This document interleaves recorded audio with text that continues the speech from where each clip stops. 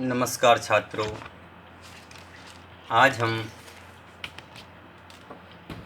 प्रमेय रत्नमाला सूत्र नंबर 2 से 7 तक की चर्चा करेंगे। इसमें यह प्रथम वर्ष के लिए छात्रों के लिए है। जो परसों हमने जो विषय देखा था उस विषय के साथ में ही इस विषय का संबंध है कि प्रत्येक दिन हम इसी विषय प्रमेय रत्नमाला जो ग्रंथ है इसका शुरुआत से लेकर के ही अध्ययन कर रहे हैं। उसमें हम आगे देखते हैं। सूत्र कहते हैं तदन्वय व्यतिरेकानु विधाना बावच केशांडुक ज्ञान वन्नक्त चर ज्ञान बच्चे। कहते हैं कि अन्वय और व्यतिरेक जो है यह केशांडुक और ज्ञान के साथ में या नुक्तचर मतलब में जो रात्रि में विचरण करने वाले जीव हैं उनके साथ में इस ज्ञान का अन्वय व्यतिरेकपना घटित नहीं होता। कल हमने जब चर्चा की थी तो उसमें हमने जब देखा था, जब मैंने आप लोगों को कल बताया भी था कि जो अन्वय है वह अन्वय का सिद्धांत है कि जहाँ जहाँ अग्नि होती है वहाँ वहाँ धुआं। व्यतिरेक होता है कि जहाँ जहाँ अग्नि नहीं है वहाँ वहाँ धुआं नहीं है।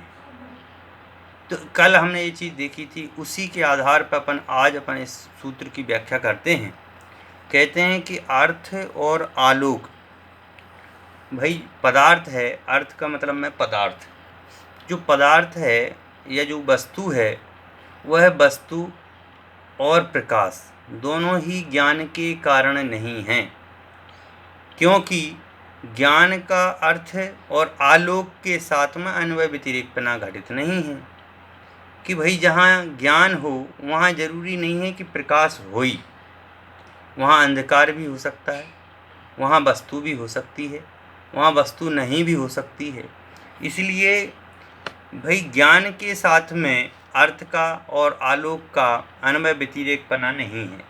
जैसे केसों में होने वाला जो नक्चर होता है मच्छर, वह मच्छर के ज्ञान के साथ में रात में होने वाले उल्लू के ज्ञान के साथ में संबंध नहीं है।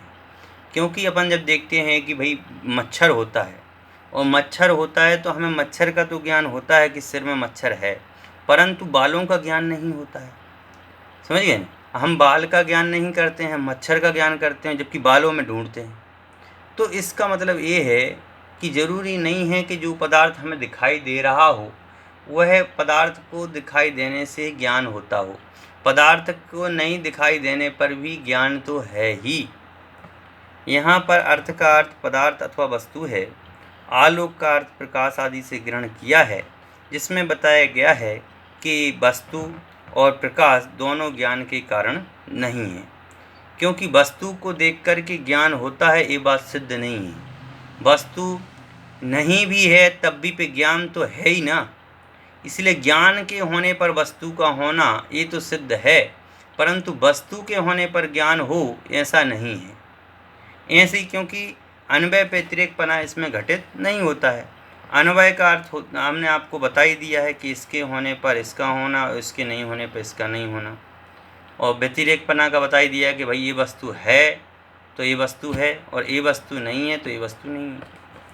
कई बार देखा भी जाता है, अपन देखते भी हैं, होने पर भी प्रकाश में कई बार कई चीज़ें हमें दिखाई नहीं देती हैं। हम गाड़ी से जा रहे हैं, हम रेल में सफ़र कर रहे हैं और रेल में सफ़र करते करते हमें अनेक वस्तुएं दिखाई देती हैं, परंतु यदि हम उसमें ज्ञान नहीं लगाएं, यदि कोई अपना पहचान वाला व्यक्ति दिख जाए तो अपन को तुरंत कहते देखो वो रामलाल जा रहा है, ट्रेन में से ही बोल देंगे, आवाज़ भी लगा देंगे। पर और भी वस्तुएं हमें दिखाई दे रही हैं पर हम उनको देखते ही नहीं हैं। बस देखते हैं पर उनको कभी हम ज्ञान का विषय नहीं बनाते हैं। ऐसी आलोक के उदय में भी है कि प्रकाश ना होने पर भी ज्ञान का कोई संबंध नहीं है। इस सूत्र में बताया गया है कि जिस सिर के ऊपर मच्छर का ज्ञान होता है परंतु बालों के होने पर भी ज्ञान नहीं होता है। प्रकाश में उल्लू को दिखाई नहीं देता है, और जबकि प्रकाश में वस्तु तो है, अंधकार में ही मात्र वस्तु हो, ऐसा तो नहीं है। लेकिन बिल्ली को तो प्रकाश में भी दिखाई देता है और अंधकार में भी दिखाई देता है। अर्थात जो वस्तु है वह ज्ञान होने पर ये सब पदार्थ ग्रहण किए जाते हैं। ज्ञान हो तो ये सब कुछ दिखाई देता है, और ज्ञान नहीं हो तो वस्तु हो चाहे प्रकाश हो चाहे कुछ भी हो, उससे कोई भी संबंध नहीं है। सीधी सी बात ये है कि ज्ञान से ही वस्तु का ज्ञान होता है, वस्तु से ज्ञान नहीं होता है। हम देखते हैं कि जैसे ये पेन है, ये क्या है? पेन है। इस पेन को ये जरूरी नहीं है कि पेन होगा तो ही हमें पेन रूप ज्ञान होगा, पेन नहीं भी है तो भी हमें पेन का ज्ञान है। बता, ज्ञान पहले होता है फिर उसके बाद में। अब जैसे पेन की जगह और कोई चीज़ होती है जिसको हम नहीं पहचानते, तो हम नहीं समझ पाते क्या चीज़ है, परंतु उसका ज्ञान तो होता है कि नहीं होता।